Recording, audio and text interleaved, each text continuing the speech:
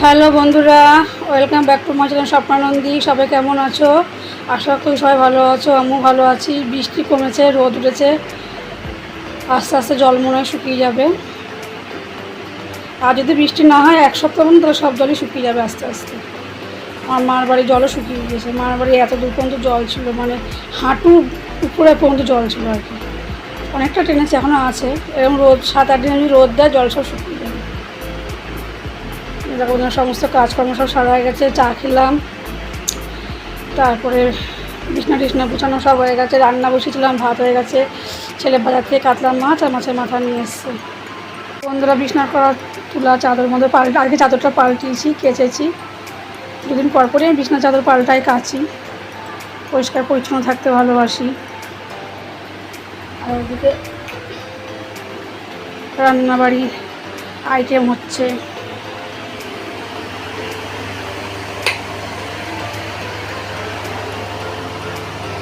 দেখো বন্ধুরা, ভাত নামালাম। ছেলে বাজার থেকে কাতলা মাছ নিয়ে এসছে। আর এই যেখানে মাছের মাথা আছে, আবার একটু মাছের তেলও আছে। তখন দিয়ে সব রান্না করবো, ভগবানই জানি। আর ওইদিকে দেখো বাইরে আবহাওয়াটা আছে, কি সুন্দর রোদ উঠেছে। দেখো সুন্দর রোদ। আর এই দেখো চাদর টাদর সব কেচে দিয়েছি। চাদর, বালিশের দুয়ার, নাইটি, গামছা সকাল সকালই কেচে দিলাম। রোজই কাছি, কিছু না কিছু রোজই কাচতে লাগে। কলে 9টা বাজে, 9:15 বাজে, কলে জল দিয়ে দিয়েছে।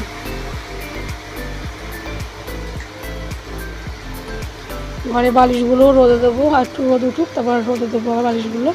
চলো রান্নাটা করে নিই। মাছ ভাজা হয়ে গেল, মাছের মাথাটাও ভাজলাম। আলাদা আলাদা ভাবি রান্না করবো, দেখি বেলা হয়ে যাচ্ছে। দেখো মাছগুলো খুব সুন্দর মাছ, একেবারে অনুষ্ঠান বাড়ির মতন মাছ। 400 টাকা কেজি, 450 বছর 400 টাকা করে নিয়ে এসছে। আজকে মাছের তেল তো আছে, বেগুন দিয়ে করবো। এরকম মাছের তেলটা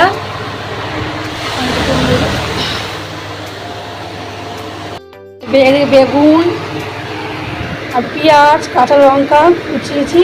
এই মাছের তেলটা দিয়ে আলাদা করে রান্না করবো ছোটো কড়াইয়ে। আর মাছের মাথাটা ভাজা আলাদা করবো। রান্না করে পরে আবার আসছি তোমাদের সামনে। এই দেখো বন্ধুরা, এখানে মাছের মাথা সে আলু দিয়ে ঝোল করলাম। আবার ওদিকে মাছটা আলাদা করে রান্না করেছি। আলুগুলো একটু সেদ্ধ হবে, এখনো হয়নি।